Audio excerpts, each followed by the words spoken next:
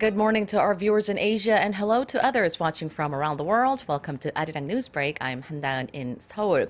We'll begin with efforts to revamp Korea's sluggish economy. The government has announced a comprehensive restructuring plan for local industries that have lost steam, such as the shipbuilding, shipping, and steel sectors.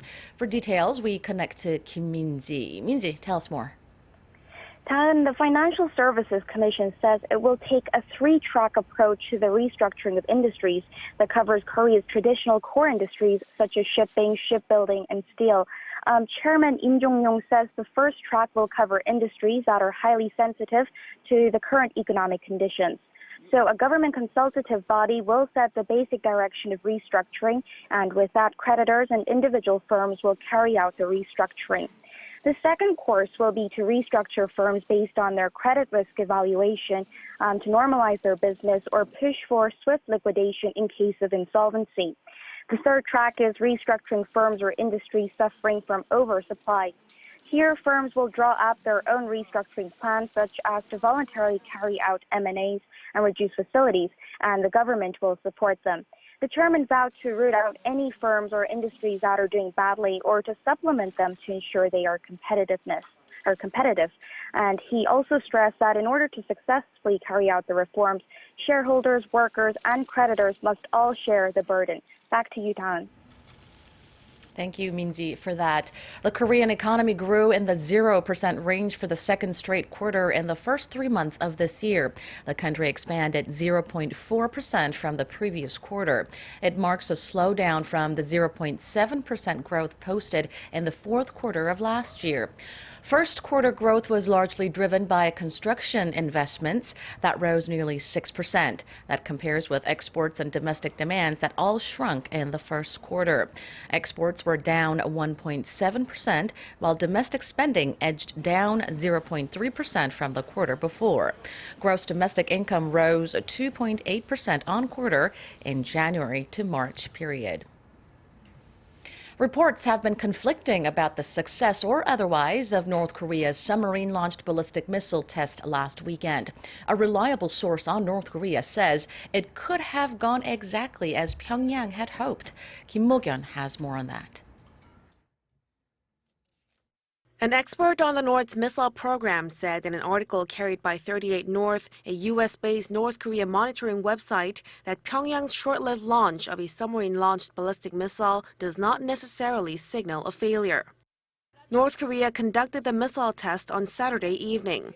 It claimed the test was successful, but many experts label it a failure since it only flew about 30 kilometers before splashing into the East Sea.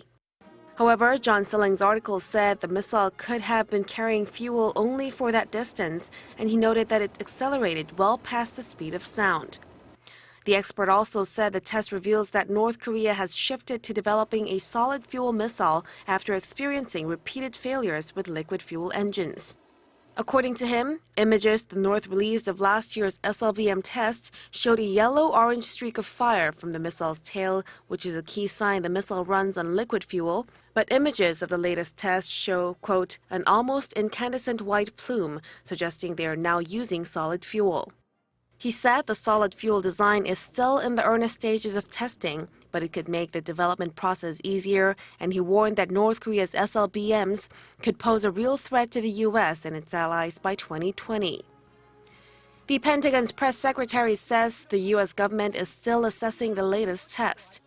He expressed regret about North Korea's latest provocation, saying that it merely serves to destabilize the Korean peninsula. Kim Mo-gyun, Arirang News. The U.S. House Armed Services Committee has called for better cooperation in the security sector with South Korea and Japan.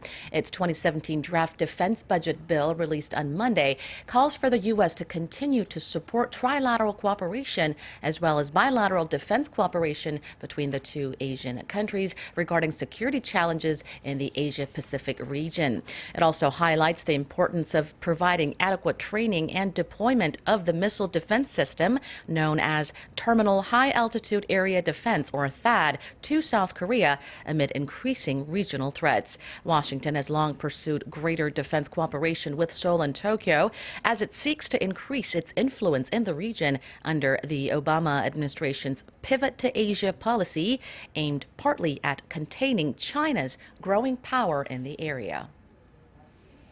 In a bid to hear from the press about public opinion, President Park Geun-hye has invited the chief news editors of major media outlets to the presidential office for lunch. This applies to 46 domestic outlets with permanent correspondents at the presidential office of Cheongwade, including Arirang TV. During today's 90-minute roundtable, the news chiefs will be free to ask the president questions. Issues will likely range from North Korea's provocations and nuclear issues to the shift in political landscape following this month's general election, which saw the ruling Saenuri Party lose its majority in the National Assembly. We'll have more updates on that in our afternoon newscast. And that's all for now from all of us here at Arirang. Thank you for watching.